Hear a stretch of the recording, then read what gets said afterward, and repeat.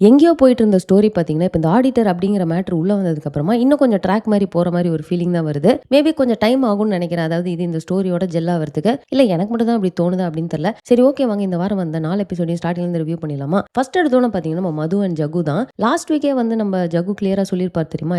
நான் உன்ன அப்படிலாம் பார்க்கவே இல்லையே அப்படிங்கிறது. ஸோ அதுக்கப்புறம் நம்ம மது வந்து செம்ம அப்செட்டா இருக்காங்க. அண்ட் கிரிஜா பார்த்தீங்கன்னா, பயங்கரமா அவங்கள வந்து மோட்டிவேட் பண்றேன் அப்படின்னு சொல்லிட்டு, "நீ வந்து கெரியர்ல ஃபோக்கஸ் பண்ணு. நான் நல்ல பையனா பார்க்குறேன். நீ வந்து கல்யாணம் பண்ணிக்கோ. உன்ன வேணான்னு சொன்னவன் முன்னாடி நீ வந்து வாழ்ந்து காட்டணும் அப்படின்லாம் பயங்கரமா பேசுறாங்க. ஸ்டார்ட்டிங்ல பார்த்தீங்கன்னா, மது வந்து முடியவே முடியாது. நீங்க வந்து ஏதேதோ பேசி என்ன கன்ஃப்யூஸ் பண்ணாதீங்கன்னுலாம் சொன்னாலும், கடைசியா பார்த்தீங்கன்னா, சரி ஓகே எனக்கு கொஞ்சம் டைம் குடுங்க அப்படின்னுவாங்க. ஆனா நம்ம கிரிஜா வந்து சேம் தாங்க.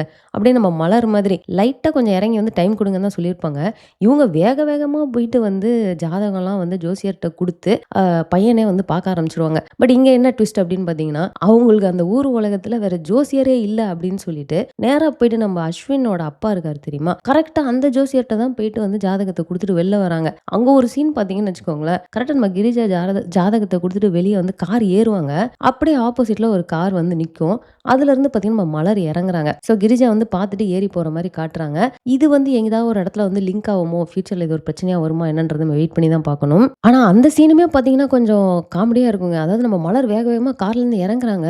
இந்த மாதிரி எனக்கு வந்து ஒரு பையனோட ஜாதகத்த வந்து பார்க்கணும் அப்படின்றதெல்லாம் சொல்லிட்டு, உள்ள கூட போமாட்டாங்க. அப்படியே திரும்ப கார் ஏறி நான் வரேன் அப்படின்னு சொல்லிட்டு கிளம்பிடுறாங்க. எனக்கு என்னன்னா இத ஃபோன்லயே பண்ணி சொல்லியிருக்கலாமே. இதுக்கு எதுக்கு நேரா வந்து வந்து சொல்லிட்டு போணும் அப்படிங்கிற மாரி தான் இருந்தது. இந்த இடத்துல பார்த்தீங்கன்னு வச்சுக்கோங்களேன், இந்த பையன பார்க்குற விஷயத்த வந்து கரெக்ட்டா வீட்ல போயிட்டு நம்ம மது கிட்ட சொல்றப்போ, அஃப்கோர்ஸ் எனக்கும் அதே ஃபீலிங் தான். கொஞ்சம் டைம் குடுங்கன்னு தானே சொன்னாங்க. அதுக்குள்ள மாப்பிள ஃபோட்டோவெல்லாம் எடுத்துட்டு வந்து காட்டுவாங்க.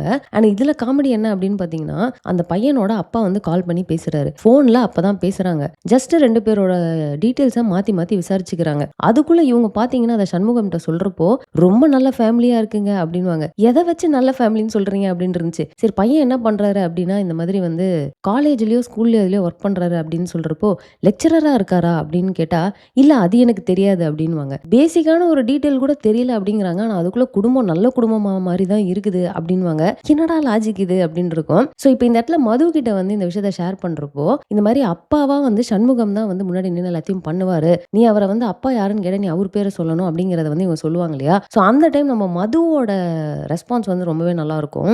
நீங்க உங்களோட பார்ட்னர சூஸ் பண்றதுக்கு உங்களுக்கு எல்லா உரிமையும் இருக்கு. உங்களுக்காக என்னால என் இனிஷியல மாத்திக்க முடியாது அப்படிங்கிற மாரி அவங்க சொல்லுவாங்க. ஸோ எனக்கு என் அப்பா தேவ.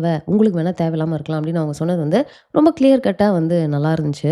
இதுல அந்த பொண்ணு பார்க்குற சீன் வேற வரும். அண்ட் அப்பன்னு பார்த்து கரெக்ட்டா நம்ம சண்முகம்க்கு கால் அடிச்சுக்கிட்டே இருக்கிறாங்க. அவர் வந்து வீட்லருந்து கிளம்புனவரு மிஸ்ஸிங்கு. பட் இங்க வந்து பார்த்தீங்கன்னா, அந்த பையன் வீட்ல வந்து என்னென்னமோ பேச ஆரம்பிச்சுடுறாங்க. சரி பொண்ணு பார்க்க வந்தவங்க வந்து இந்த மாரி ரொம்ப டிலே ஆகுது அப்படின்னா, சரி ஓகேங்க அப்படின்ட்டு கிளம்பி வேணா வீட்டுக்கு போயிருவாங்க. என்னதான் அவங்களுக்கு மைண்ட்ல இந்த மாரி தாட்ஸ்லாம் இருந்தாலும், வீட்டுக்கு போயிட்டு எங்களுக்கு இது வேணாம்.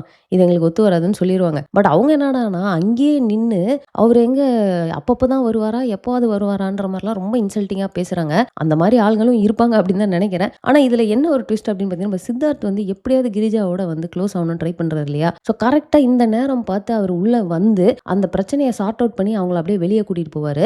இது ஒரு மாரி ஸ்மூத்தா இருந்தது. நெக்ஸ்ட் நம்ம ஆடிட்டர் பிரச்சனைக்கு வருவோங்க. நம்ம புரோக்கர் வந்து போயிட்டு இந்த மாரி சண்முகம்ட்ட பேசுவாரு. அந்த இடத்துல இது ஒரு நல்ல வாய்ப்பு இத யூஸ் பண்ணிக்கோங்க அப்படின்னு சொல்றப்போ, நம்ம சண்முகம் சொன்ன அந்த டயலாக் வந்து நல்லாருக்கும். வாய்ப்பு அப்படிங்கிறது வந்து நம்மள மேல தான் கொண்டு போணும். கீழ கொண்டு போக்கூடாது. எனக்கு அப்படிப்பட்ட ஒரு வாய்ப்பு வேணாம் அப்படின்னுவாரு. அது ரொம்ப டீப்பா இருந்தது அந்த சென்டென்ஸு. ஸோ இப்ப என்ன மேட்டர் பார்த்தீங்கன்னா, ஆடிட்டர் வந்து நான் எனக்கு என்ன பண்ணணும்னு எனக்கு தெரியும் அப்படின்ற மாரிலாம் டயலாக் அடிப்பாரு. நான் நெனச்சேன் சரி ஓகே. அவருக்கு ஆல்ரெடி கிரிஜாவ பத்தி தெரியும் போல. அத வச்சு பிளாக்மெயில் பண்ண போறாரு அப்படின்னு பார்த்தா, கடைக்கு முன்னாடி வந்து அந்த பேரிகேட்லாம் போட்டு பிளாக் பண்ணி வைப்பாரு.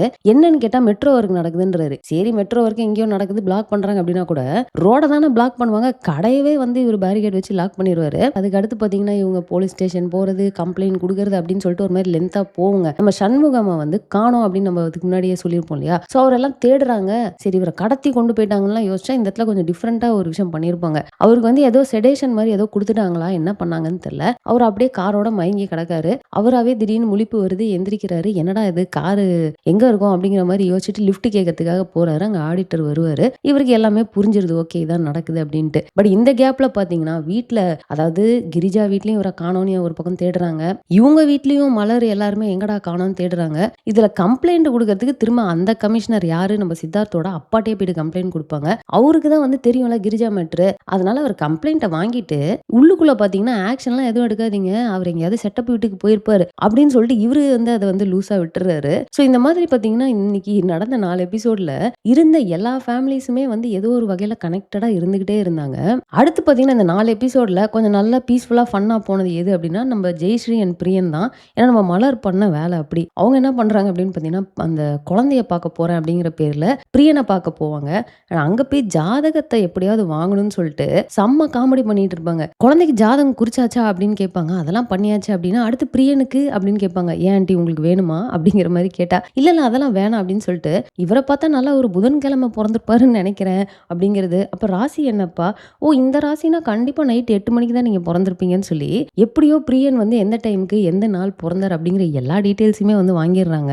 அண்ட் நம்ம ஜெயஸ்ரீ வந்து கொந்தளிச்சுட்டு வீட்டுக்கு போயிட்டு என்னம்மா பண்ணிட்டு இருக்கீங்க? நானே இன்னும் அந்த லவ் அக்செப்ட் பண்ணலன்னு சொல்லிட்டு இருக்கேன். ஏன்னா நீங்க ஜாதகம்லாம் வாங்குறீங்க அப்படின்னுவாங்க. பட் அதுல கரெக்ட்டா சொல்லக்கூடிய டயலாக் என்ன அப்படின்னு பார்த்தீங்கன்னா, உங்கள என்னால திட்டவும் முடியல, திட்டாம இருக்கவும் முடியல அப்படிங்கிற மாரி சொல்லுவாங்க. இன்ஃபாக்ட் அந்த மலர்ன்ற கேரக்டர் வந்து அப்படிதாங்க. அவங்க பண்றது என்னதான் கோவம் வந்தாலும், அவங்கள திட்ட முடியாத அளவுக்கு அவங்க அவ்ளோ இன்னசென்ட்டா வந்து அந்த கேரக்டர வந்து காட்டியிருக்காங்க. அண்ட் அடுத்து இவங்களும் பிரியனும் மீட் பண்ணி இத பத்தி டிஸ்கஸ் பண்ணிக்கிறப்போ பார்த்தீங்கன்னா, என்னதான் அத ஃபன்னா பேசினாலும், நம்ம பிரியன் வந்து நீங்க இத சீக்கிரமே வீட்ல சொல்லிருங்க. ஃபால்ஸ் ஹோப் குடுக்கக்கூடாது அப்படின்னு சொன்னது ஒரு கரெக்ட்டான மேட்டரா இருக்கும். அண்ட் கடைசியா ஒரு சின்ன ஒரு மொமெண்ட் ஒண்ணு அவங்களுக்குள்ள கிரியேட் ஆயிருக்கும். நீங்க வேற யாராச்சும் லவ் பண்றீங்களா? ஆமா உங்கள தான் அப்படின்ற மாரி அவர் சொல்லுவாரு. ஆனா அத சொன்ன அந்த செகண்ட் பார்த்தீங்கன்னா, டக்குனு ஜெயஸ்ரீ அத சீரியஸா எடுத்துக்கிட்டு, அவங்களோட ரியாக்ஷன் வந்து நல்லா அழகா காட்டியிருப்பாங்க. அதுக்கப்புறம் ஆமா நீங்க அப்படிதானே வீட்ல சொல்லி வச்சிருக்கீங்க அப்படின்னோன திரும்ப எல்லாமே வந்து நார்மல் ஆயிரும். இது போக நம்ம அஸ்வின் அண்ட் மீராவோட இதுதான். மீராவ ஃபோர்ஸ் பண்ணி அவங்க வீட்டுக்கு அவங்க அம்மா வந்து கூட்டிட்டு போயிடுறாங்க. அதாவது அஸ்வினோட அம்மா.